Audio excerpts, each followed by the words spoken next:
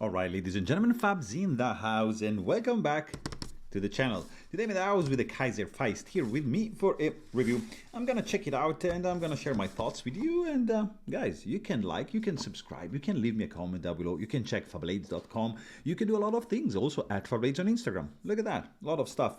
Kizer, let's check it out because these guys are making a pretty cool package. Look at this. This box comes with a box cover. These two flaps are magnetically attaching to the box like that, so it's very well made. Inside you're gonna find this envelope with some paperwork. Let's see what's inside. Just some papers, probably microfiber cloth. Yeah, look at that. I mean, they give you lots of goodies, even a just nylon velcroed pouch to carry your little knife around. I mean, how cute is that? This is the Blade HQ exclusive Feist. Look at this. This is a pretty cool, very neat knife. It's a tiny one. Overall size is going to be 6.5 inches with 75-inch long cutting edge and 3 to 3.7 inches for the handle. I'm just going to show you a couple of other knives to make you understand better a little bit. The size small Sebenza 21. This is just a large, just to show you how small this guy is. Pretty much in the, we are kind of like in the realm of a small one. I want to show you another couple here. Got a haptic right there. I'm gonna show you some smaller knives. That's Shirogorov of Custom Division Neon NL. I want to show you. Look at this. This is a Pena custom trapper. Beautiful example right there. And another one, very classy, small. It's the Nandi from Chris Reeve Knives, and you can see these are beautiful, not tiny, but I mean smaller knives, sub 3-inch for sure blade. This is a liner lock. It's a front flipper. It is very, very well made. It's a very nice panda configuration, this Blade HQ exclusive that you can obtain probably only on the secondary market. I think these are sold out. I'm not sure. You can check it out. This is a Jade G10 set of scales, nicely contoured, some nice chamfering around on the inside. It is a pretty cool texture. I mean, not super slippery, but it's nice. It's a nice, kind of like, not rough because it's kind of smooth, but it's a nice feeling. The inset liners are the show side liner, sorry, is skeletonized and some holes. Look at that. Nothing going on the lock side, but I mean, we can't complain for that. It's pretty tiny. The design is just very straightforward.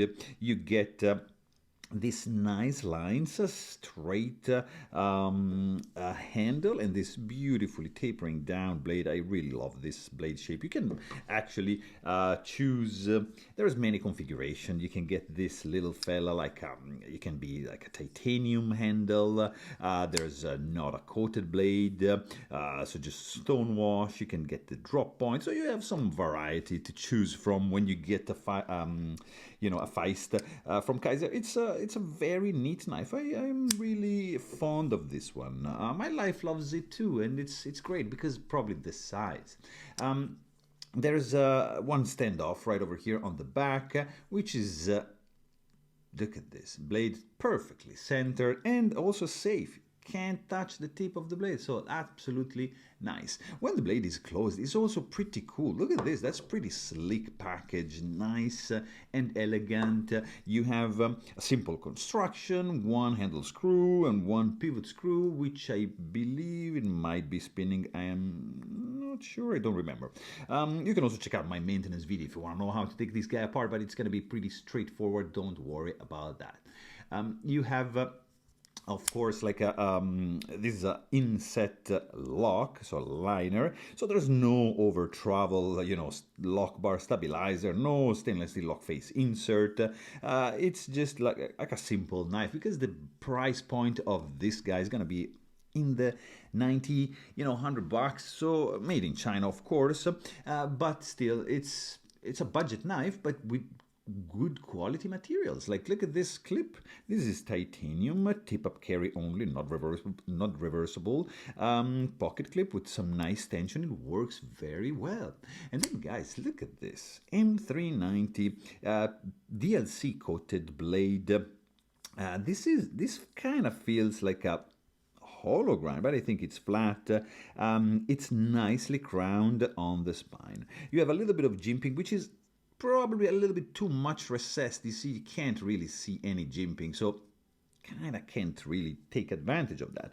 But the spine is nicely rounded off. Look at that, kind of like you would probably see on a Sebenza, something rounded nicely. Absolutely, it tapers down this kind of like ship's foot, Warncliffe kind of point, and then you have a very, very gentle belly up to the tiny sharpening choil.